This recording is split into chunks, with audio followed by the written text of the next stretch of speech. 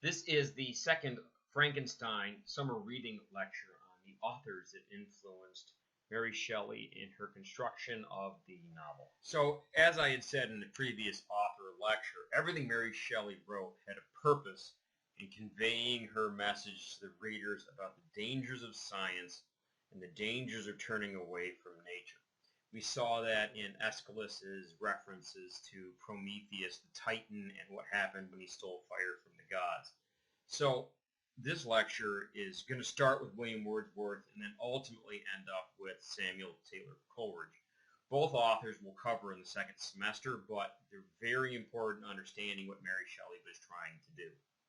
So we know that Mary knew William Wordsworth through her father, William Godwin, but her appreciation for Wordsworth poetry wasn't really enough justification for why it shows up in Frankenstein. She didn't just put it in there because she liked it. She deliberately lifted the themes from his poetry and used them to develop some of the larger concepts that she wanted us to pay attention to. And the poem that really gets focused on in Frankenstein is Tintern Abbey. So to wrap up our sort of summer reading discussion of a few lines above Tintern Abbey, I have 5 significant points for you here for your notes.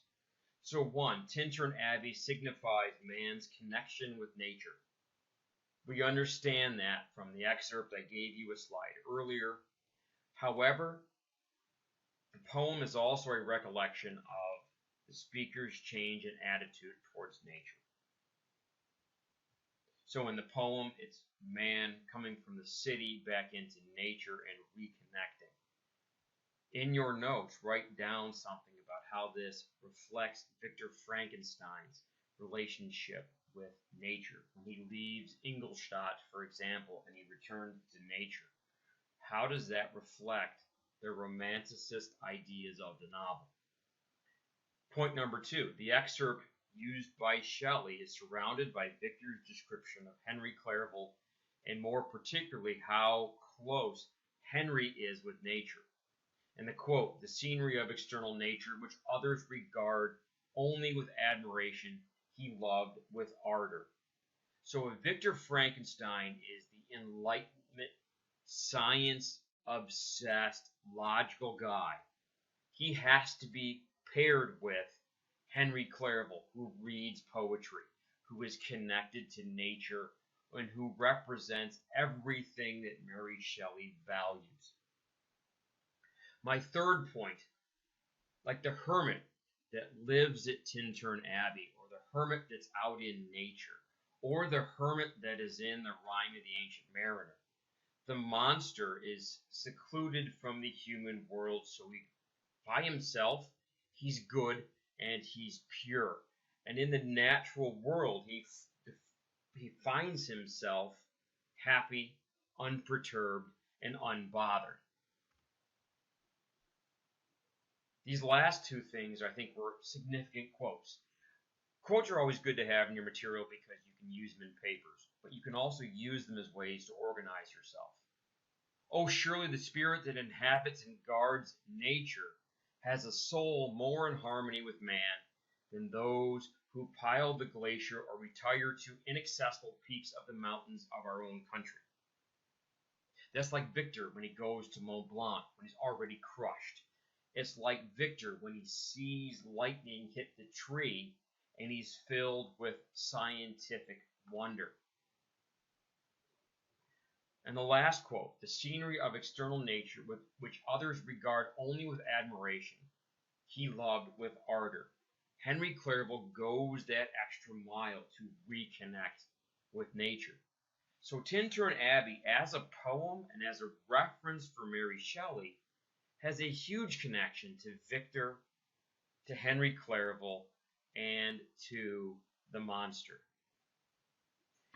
If we look at where the excerpt from Tintern Abbey appears in the novel Frankenstein, we see that it surrounds Victor Frankenstein's description of Henry Clerval, his foil, the romantic character to his science-driven logical brain. Because of how connected to nature Henry is and how at home he seems in it, Henry's not a loner. He's not the kind of guy that is just by himself and disconnected. He doesn't hang out in the attic laboratory of his house all by himself all night, or in charnel houses or in cemeteries. In fact, Shelley makes it a point to express how much more social Henry is than Victor. This is an important character detail you want to pay attention to. So Henry's connection with nature is not the same as the solitude Victor seeks in it. Henry's engaged, Victor is isolated.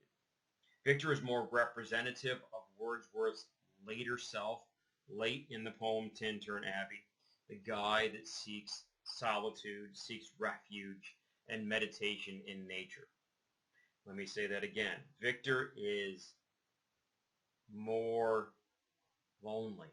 He seeks solitude. He seeks refuge. He seeks meditation in nature because he thinks it's the only thing that can make him feel better after he's destroyed his entire family and all of his friends. Victor is therefore a foil to Henry Clerval through his connection with nature.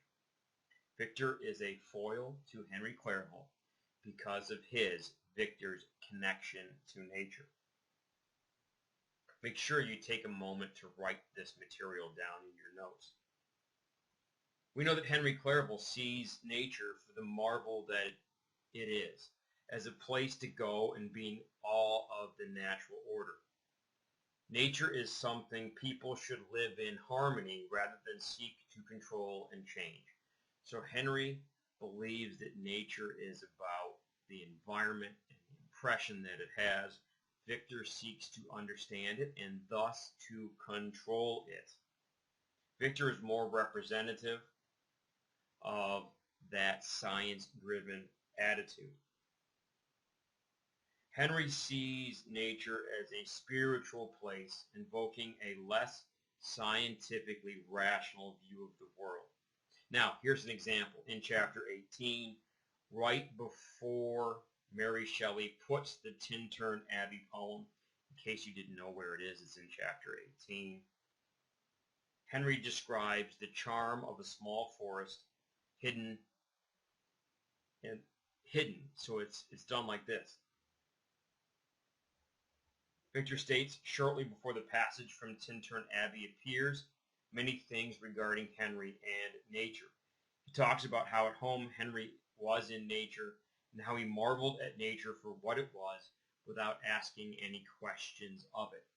So the use of Tintern Abbey allows us to foil the characters of Henry Clerval and Victor Frankenstein. It allows us to look at the connections each of these characters have to the greater themes of the novel. Samuel Taylor Coleridge's The Rime of the Ancient Mariner is explicitly referenced early in Mary Shelley's Frankenstein in one of Walton's letters. And we also see it later in the text when Victor makes a reference to it. Now, always got to ask yourself a question, just like we did with Tintern Abbey and just like we did with the other works. Why would Mary Shelley include in her horror story a poem about a sailor who shoots a bird while on his ship? Well, there's some significant similarities between Rime of the Ancient Mariner and Frankenstein.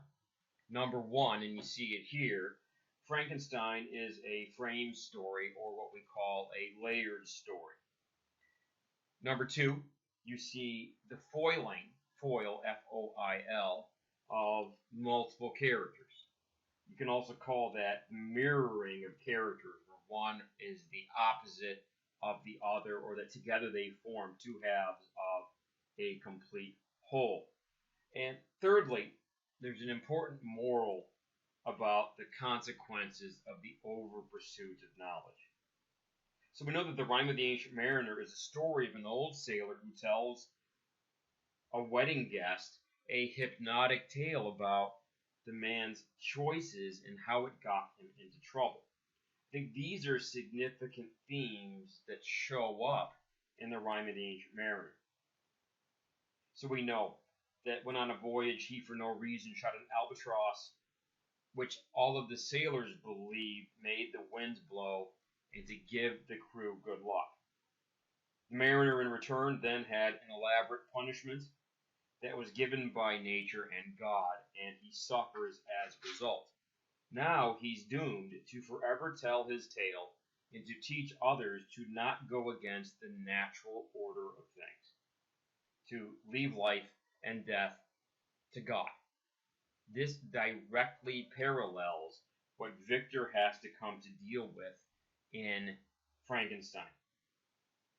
So Frankenstein deals similarly with the tragic tale of life and death. So you made it through another video.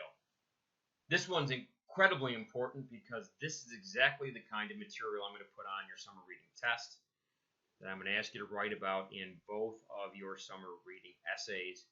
And really it introduces you to the style of how I'm going to conduct most of this course.